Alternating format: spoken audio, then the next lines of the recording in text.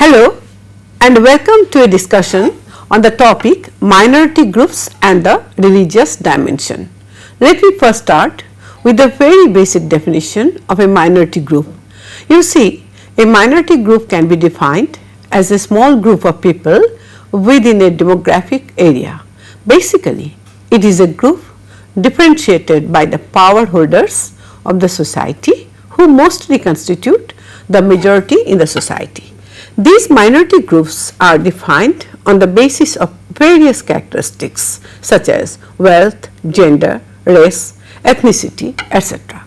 But of course, these are not the only parameters. In the context of social sciences, this term minority implies those groups or categories of people who hold few positions of power in the society. Now, this kind of categorization can take place directly based on an individual's recognized membership of a minority group that might not even count what personal achievements he have had. Or it can be indirect determined by social structures that might not be within everyone's reach. Sociologists of religion have often explained the rights that should be possessed by the minorities. In sociological literature, these are often explained in terms of handbooks, encyclopedias, etc. You see, today sociologists emphasize more on new religious movements and also try to study the minorities with reference to it. Speaking of new religious movements, let me state that new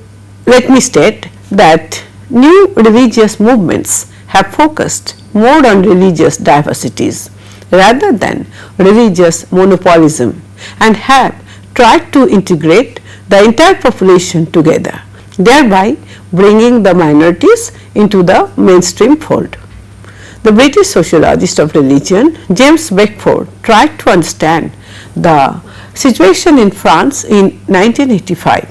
Actually, the story dates way back in 1905, when the state and church became separate institutions, and eventually it was the state that started working as a dominant institution.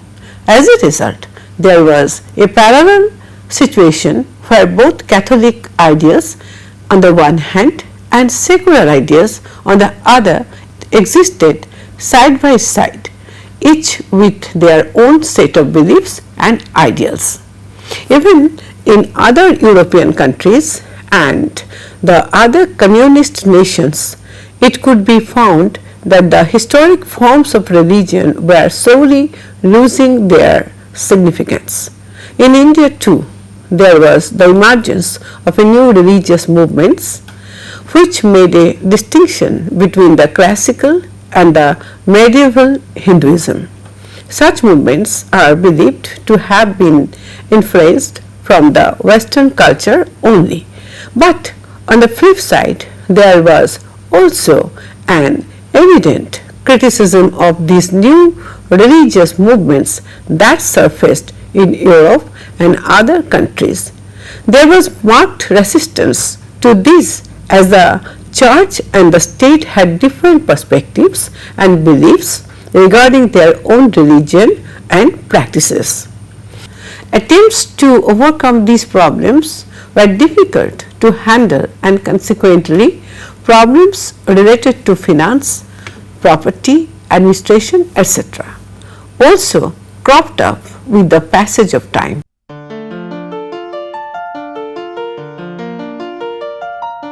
Now, in this particular section, let me brief you about the new age. Before straight getting deep into this, what I must say is that sociologists have different viewpoints and perspectives regarding the new age.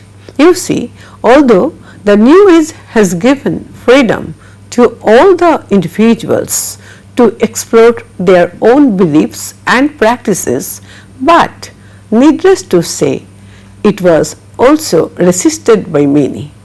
Now, if I am to speak of the new age, mention of Paul Heelas famous British sociologist and anthropologist, becomes noteworthy.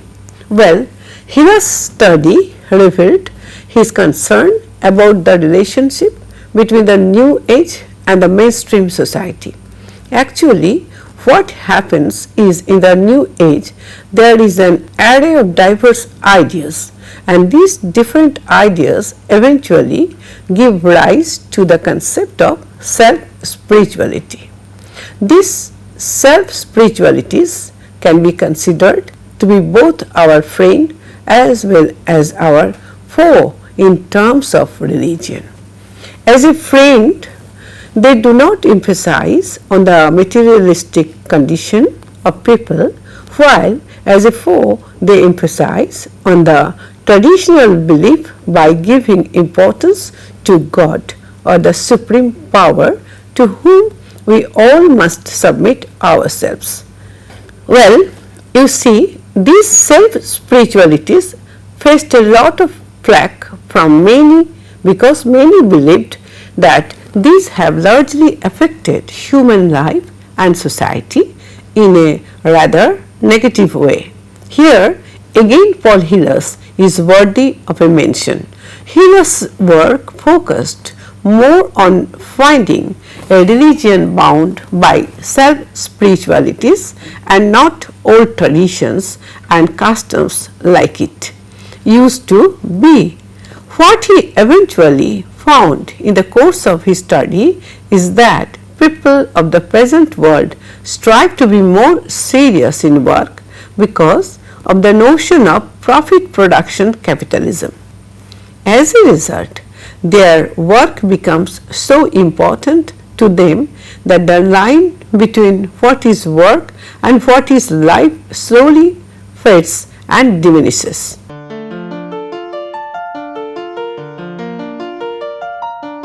In this section, I will speak of some other faith communities. Well, the migration of a large number of religious minorities to Europe due to rising economic crisis in their respective places led to the coming together of people, mostly minorities.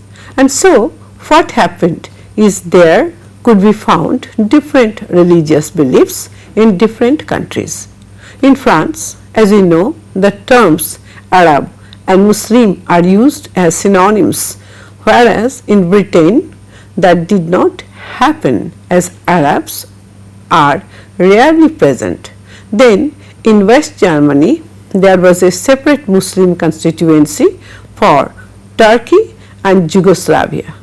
In the Netherlands later immigration got eventually encouraged from most of the colonial territories.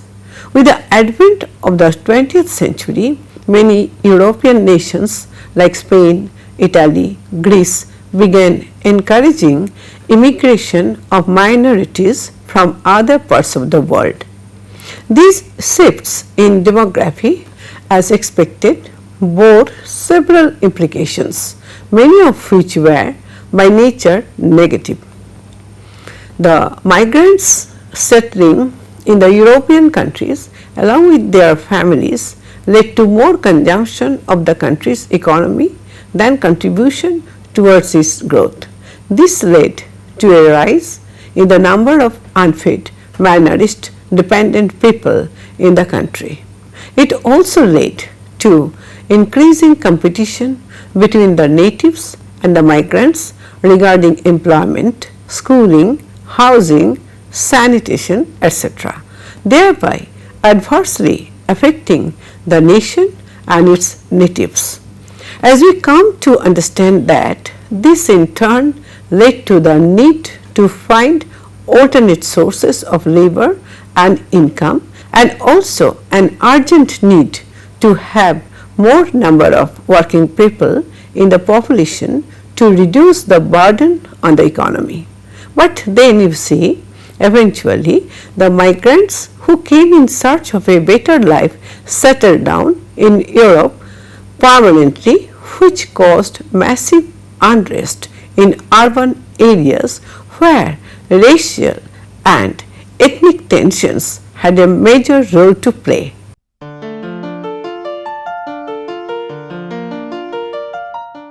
I will now speak of three major stimulants, rather countries, in this regard of our discussion: Britain, France and the Netherlands. Well, these three have different perspectives regarding religion and its movements. In Britain, for example, it violated almost every assumption of the modern, radical, liberal and tolerant society. The reassertion of religious tolerance in the UK, as proclaimed by the Queen in her 2004 Christmas broadcast, at the time of the Sikh strife and turmoil in relation to the opposition against Beheshti, is indeed a remarkable coincidence. Well, I am sure many of you must have heard of the Beheshti incident I just mentioned about. Beheshti was actually a play written by Gurpreet Kaur Bhatti, a British Sikh playwright. The term Beheshti in Punjabi means dishonor, and the play caused severe controversy in the UK after its opening night, as it included a scene set in a Sikh temple showing rape, physical abuse, violence and murder. Anyway, what I was saying is that though the Queen's statement on religious tolerance was only a standardizing one, religious diversity was welcomed warmly by the minorities in Britain. Apart from giving recognition to the existence of diverse religious communities, the Queen also stressed on the many positive aspects brought about by religious diversity.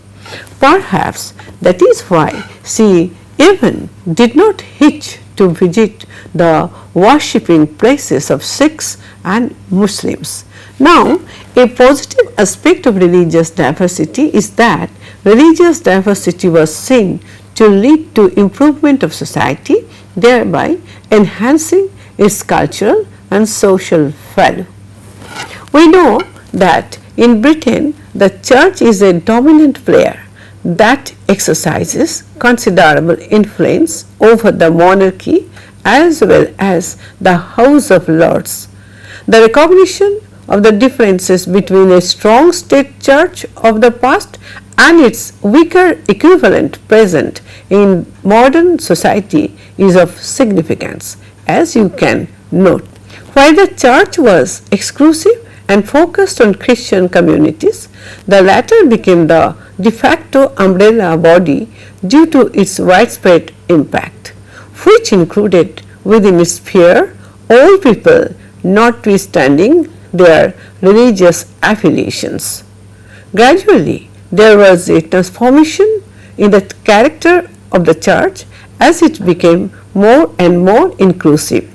The various changes taking place in a very practical and fragmented manner caused a growing difference between the conformists and the atheists. But of course, there was a bright side. The idea of brotherhood was accepted by all as people came to recognize the importance of unity in a society marked by moral, scientific and technological advancement as well as tolerance. Well, now to speak of France, you see, in France the affair du follow Dame caused a similar dilemma and unfolded as a series of events taking place towards the end of the 20th century.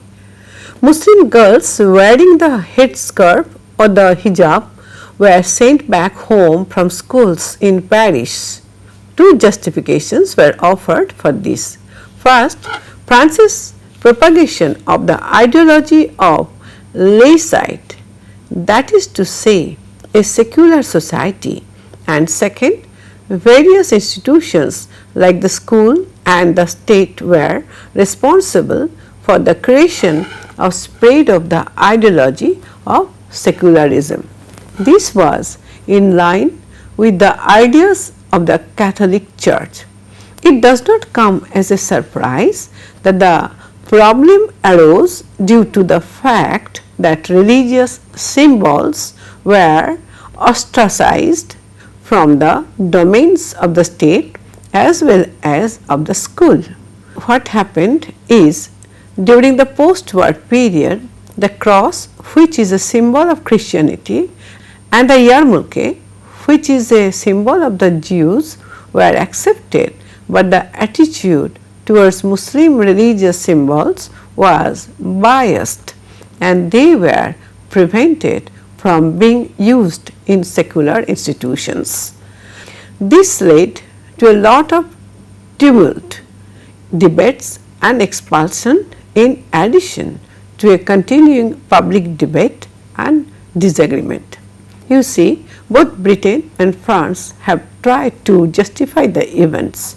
They have emphasized the sequence of events, and that too in a chronological order, beginning from the expulsion of Muslim girls from the school, attempts at solving the problem, the definition of an ostentatious religious symbol, and prohibition of using them in the educational institutions and other such things, while explaining the fundamental principles of laicide. The law, supported by the French people, rules out wearing anything that symbolizes any religion in educational institutions, thereby affording democratic and secular values. Whereas in Britain, wearing headscarves to school was acceptable.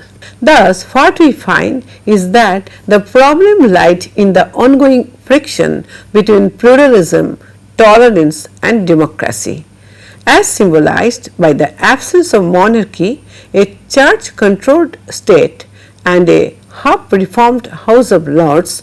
Democracy was more evident in France. The citizens were expected to adopt the national culture, which would grant them equal political rights. It must also be noted that France looked down upon the concept of communitarianism, as it indicated alternate loyalties to religion or anything else, while Britain on the other hand accepted group-based identities in addition to national commitments. Thus, all we can say is that Britain, though less democratic than France, is far more tolerant, as it allows the usage of religious or group symbols in both the public and the private life. A question springs up: do the bombings of 7/7 and the subsequent threats severely diminish the tolerance level? Undoubtedly, it is very difficult to come up with an appropriate answer. However, what becomes obvious is that it has not only led to an increase in the debate centered around the faith communities living in Britain, but has also inevitably led to a rise in the hardships suffered by the Muslim minorities.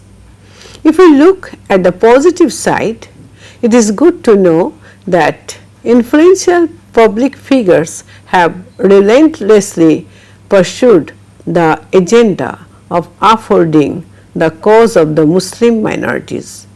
They have tried to depict the underlying differences between the principles preached by Islam and the aggression of the attacks, along with the inherent differences in the thoughts of the miscreants and the remaining Muslim population. This is further proved by the polls conducted by the BBC in August 2005, which went on to show that a whopping 62% of the Muslim population believed that multiculturalism made Britain a better place to live in. However, you must keep in mind one thing: we are not yet sure as to whether this view has any permanence, as there is no way to determine if the attack was an isolated incident or whether it had sparked of a chain of similar events. A contrasting picture is witnessed in the Dutch society. Their very foundation was rocked when the murder of two public figures, one an acclaimed politician and the other a not so famous film producer, were killed in broad daylight. The perpetrators had not even waited for the cover of darkness, and this intensified the people's fears. Like the Belgians, the Dutch had made it mandatory for its people to follow the pillars constructed by them, comprising of the Catholic, Reformed, including the Re-Reformed and the secular divisions. These permitted all aspects of an individual's life, ranging from education, politics or social services, which were constituents of the public spheres, to the different issues confined to the private realm. Even during the post-World War period, the Dutch tried not to secularize themselves, much like the country of Quebec in North America. However, when the process was initiated, it brought in its wake widespread changes, including those happening in the political sphere.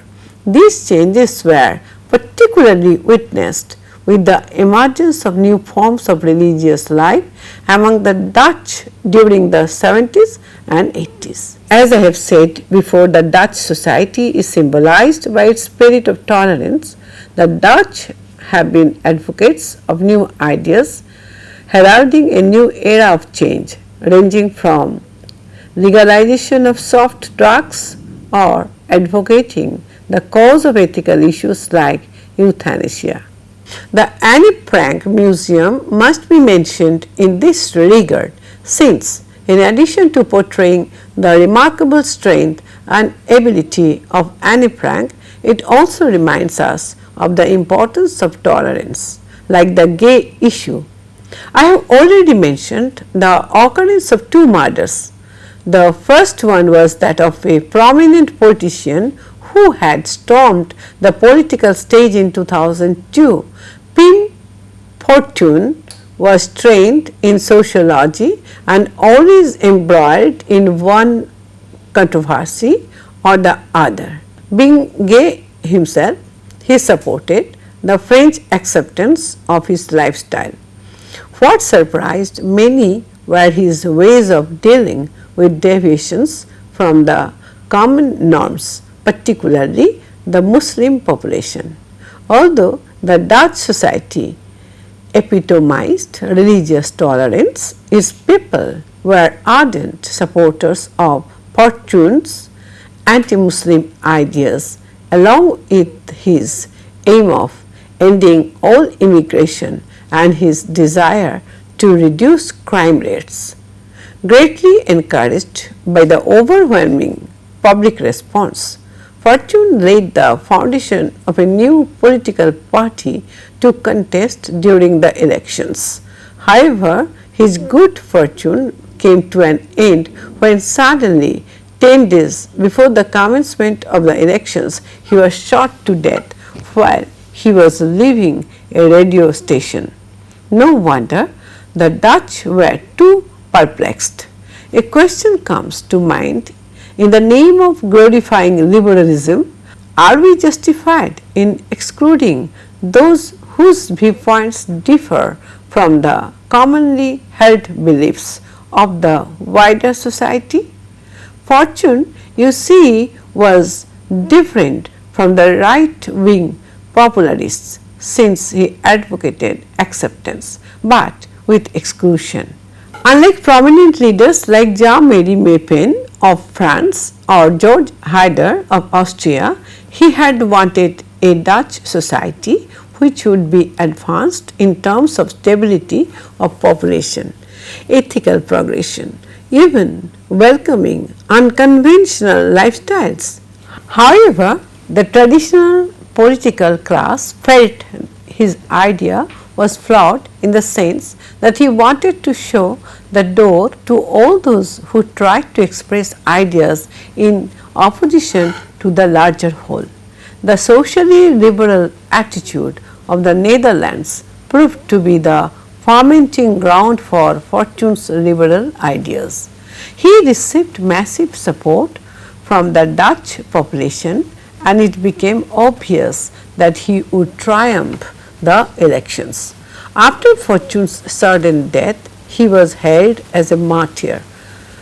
People started clamoring to express their opinions, which they had been forced to stifle for a long period of time.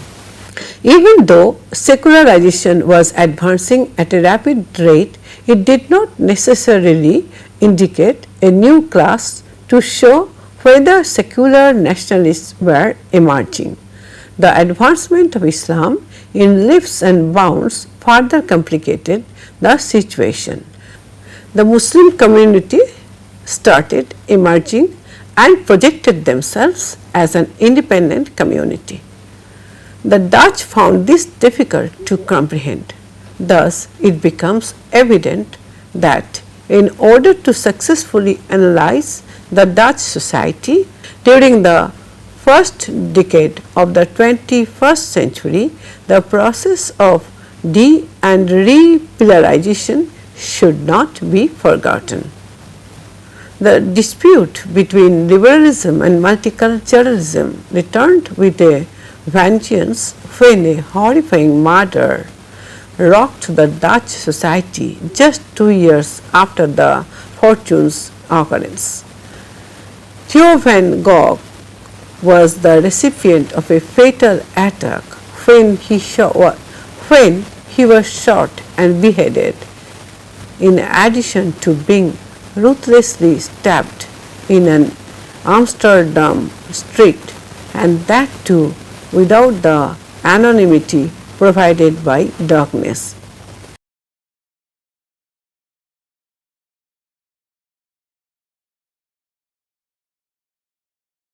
Van Gogh had been killed by a young Moroccan Muslim. Van Gogh's only fault was producing a film which highlighted the inhuman treatment meted out to the Muslim women by their male counterparts. Certain aspects were considered as going against the values of Islam.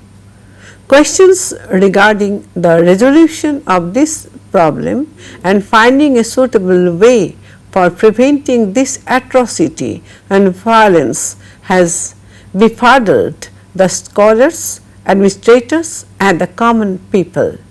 It will be wrong to assume that the Dutch behaved in a broad-minded manner. In addition to sending back the asylum seekers to their native place, they also forced the immigrants to forego their own lifestyle and adopt the values upheld by the Dutch.